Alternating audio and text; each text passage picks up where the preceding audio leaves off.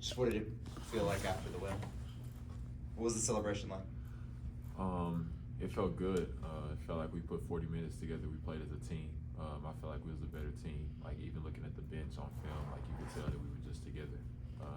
People were happy for other people. We were sharing the ball, we were moving the ball. We were really like playing together, and on the defensive end, we were connected. So it felt good, like to get that win in conference, especially in this conference. Like dropping 3 is tough. The fact that we could go 1 and 2, and then we get to go on the road and get the opportunity to pick up 2 more. So it felt good. You mentioned putting 40 minutes. Oh, sorry. Go ahead. Nah, that was about to just feeding off of him. Like definitely, it was a big win. But there was a lot of accomplishments too, like personal accomplishments. Like Abu, he had a season high. Brandon, he scored 1,000 points, and it was coach's first Big 12 win as well as mine. So it was a lot of a lot of accomplishments that game. And like to just piggyback off of what he said, that was one of our first 40, maybe our first full game like we put together, where you might have slipped up a little bit, but we was able to snap back into it and come together as a team. Mentality. I mean, there's a lot of basketball left to be played. 17 games, but put a 40-minute game together, and after going 0-2, you got a big road trip coming up. How important mentally was that win for you guys to get back on the right track and kind of put it all together going forward? It was super big, a big confidence boost, but at the same time, it's only one win. We can't let that, trickle on. Just like when we lose, we got to turn the page. We won, okay, it's over, we got to turn the page. So, I mean, it's definitely a step in the right direction. It was great to see that, it can happen and that we are good enough to compete in this league and compete with the best of them. It's just, we have to do it together. And at the end of the day, we still a new team. Like, people, we done been together for a long time, but it's a new team.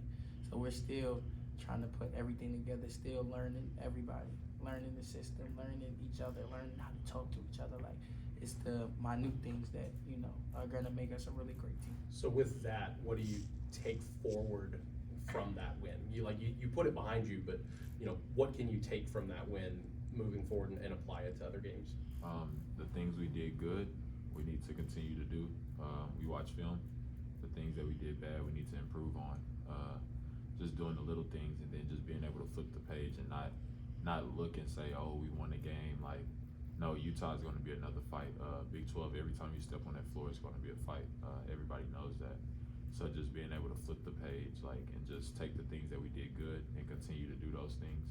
And then the things that we need to improve on, fix those. Defensively, Robert, you mentioned earlier that you guys felt kind of locked in for 40 minutes. What was, I guess, missing maybe in those first 2 games, and what were you guys doing better against K-State? I don't think it was necessarily anything missing. I just felt like going into that game, I felt like we had came together. We had the week of practice that we needed to have, and I feel like we were all on the same page, and it showed. We got out there, everybody was communicating, even when rotations were missed, somebody was there to pick it up, and then we rotated out, we communicated, got matched back up, and now we're back, playing defense, we're back set on defense. So it was just, I don't think it was anything that was necessarily missing those first 2 games. It was just a matter of us going out and getting it done. And I feel like against Kansas State, we went out and actually got it done. You mentioned even the bench, it wasn't just when guys were out in the court. Even when guys were, on the bench, things felt different. Can you elaborate a little bit on what you mean by that? Just even watching the film, Coach brought it up today, he showed us on the bench, just when certain shots went up, when people made shots, the way that we reacted, everybody jumped up, we was celebrating, he was actually having to tell us, hey, I'm happy that y'all are celebrating, but stay off the floor. That's a good sign, that we're happy for each other. And it's just, he told us early on, in order to win in this conference, you're gonna have to be the best team, and I feel like that's what we did. We were the better team. Definitely. Just to piggyback off him, not as many words, but just it shows selflessness. And sometimes everybody may not be having the game that they want, or may not be making the shots that they want to make. But at the end of the day, when you see that type of camaraderie, it can be something really good. Because in this game, in the way that the college basketball game is going now, it can people could get really, really selfish and be so focused on themselves and not the team. I feel like on this team, we care about each other. We want to win, and we want to. Everybody, we all want to get to that tournament. I do. I know Rob does. But just to speak for the whole team, everybody, we all have that mindset that, you know, we want to prove the naysayers wrong. We all see that, you know, people, they still got us, you know, at the bottom, which is, you know, what it is. But at the end of the day, like, we know what we want and we know what we're trying to get out of this season. On a team with this much depth and this much competition for minutes, is it tough sometimes when you're having an off night to, not that you want your teammates to do bad, but just to focus on their success instead of maybe focusing on, man, I can't believe I turned it over or missed that shot. Like, is it tough to be positive when you're having an off night? I mean, as a human, yes, because, you know, your first thought is self.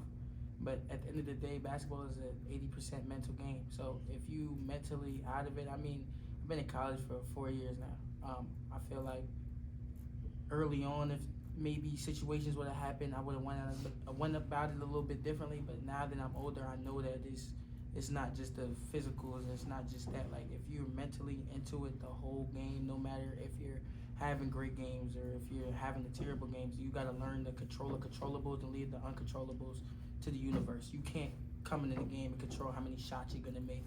You can't control how many assists you're gonna have. What you can control is how hard you play. You know, maybe getting rebounds, maybe diving on loose floor, just doing other little things that maybe can help the team that may not always show up in the box score. So, I mean, I feel like the more, not older, what's the word I'm trying to, the more experience you have, I feel like, you know, that carries a lot over. And we have a lot of older guys on our team, and they know that.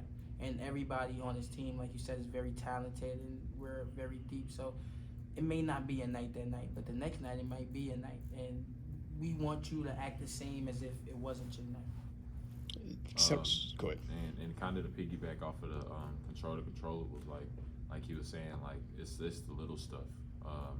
You go into these games, and you're gonna have games where it might not be somebody gets 30, everybody might chip in 7, 6, but you still have to find a way to win the game, and you have to do that by defending, making sure you execute the scout, just the little details, being disciplined and being a team. And I feel like, you know, like that's a good sign that we can do that, because you're playing 20 conference games. It's basketball. People's gonna have their ups, their downs. Every game isn't gonna look perfect, but you have to be able to win those games when they're not perfect. And I feel like that's what wins those games, when you can do those little things. Khalil, sort of speaking to controlling the controllables, it seems like anytime one of your teammates or even a coach is like talking to the ref a little too long, you're kind of the first guy there to separate it, to get people going. Is that something you've always done, and what kind of made you play peacekeeper like that? That's funny that you said that, but that's just, you know, how I am. I just feel like, you know, I'm a people's person. I feel like I can get through to a lot of different guys without, you know, yelling at them. Or I feel like everybody has a different way of communication. Like, I can yell at Rob. Like, I could be like, Rob, come on, bro, we need you. What are you doing? And he'll respond to it right. But maybe somebody else will have to be like, yo, listen, it's okay. You got to do this, that, and the third. And I feel like, you know, that's just something that comes with experience and just the type of person and just type of personality I have. And I feel like, you know, whether it's the coach or whether it's our players, everybody responds to it pretty well. So, and I feel like, you know, that help our team in the long run. BYU and Utah, both teams are going to take a lot of threes, both rebound pretty well. Just kind of what's expected of you guys on the strip. Like he said earlier, to control the controllables. We can't control how many threes they're going to come out and hit. What we can control is we know who shoots the threes, and, you know, being locked in and being attentive to the scout. Yeah, simple. Just going out, like you said, they shoot threes, they rebound. So those are things that we can control. Like ISO said, knowing who shoots the threes, who shoots the percentage, who we can help off on, like little things like that. And then finishing possessions, not giving second chance shots. I always feel like when you give up offensive rebounds, the basketball guys reward the team. And when you get them, the basketball guys reward you. Good things tend to come off offensive rebounds, so we have to limit second chance shots. For both of you guys, what does it do for this team when a Boo gets going the way he did the other night? I feel like it does a lot. It opens the floor, and you know, just seeing him being able to get going. If you're not going to double him, we're going to keep feeding him, When you double him, Boo's a great passer. Like, he can pass. It gets shots open for people like BT, Brandon. Like, you know, and then we start hitting open shots. Then you start opening the paint now. Now you're getting driving lanes. So I feel like it just opens up the whole game. Yeah, just like he said, he basically kind of said everything. He just opened it up. Boo is a willing passer. You know, and there been times where I'm like, bro, I'm gonna get you the ball. He like, yo, bro, don't force it to me. If it's there, give it to me. If not, then you know, do it, and then we'll get to it. Like, he's not a selfish person. He's not gonna do anything out of his nature for the most part. So we trust him. He trusts us. If he's hot, we're gonna give him the ball, just like he would if anybody else of us, any one of us was hot. So. I felt like he was a little surprised in a good way that they didn't come out doubling him right off. Just yes, we was all surprised when that happened. When they didn't double him, we like, you know, keep feeding him. Why stop? He started off the game 6 for 6. You know, he was hot. He hit a little 3, so we was like, oh yeah, he's going now. So why not, you know, keep feeding the beast? That's what they say, feed the beast. So that's what we did, and it worked tremendously out for us. for either of y'all, did he make a big deal about that 3 after the game? Did he talk about it at all? I mean, Boo, if you ask Boo, he's the best shooter on the team. 60% from 3 this year. Yeah, he tell us you can't argue with the numbers. So I can say that, I just gotta let him have it. Definitely. Yeah. I mean, it's a, you know, we love everybody in the locker room, so it's a fun thing. When he's having a good game, he come down and, I mean, you just gotta laugh. Like, yeah, numbers don't lie. Yeah. Just his face when he made that, I was like, I bet he brings that up after. Yeah, definitely. But you know, like, he started the year, I think, what, 5 or something, so he was shooting 100. He was letting everybody know that he was shooting 100. So that's just like, that's the type of team we got. Like, we all enjoy each other's company off the court. We're just still trying to find a way to mold it all on the court, which is gonna happen. We just gotta do it sooner rather than later, and we're taking the right steps to do that.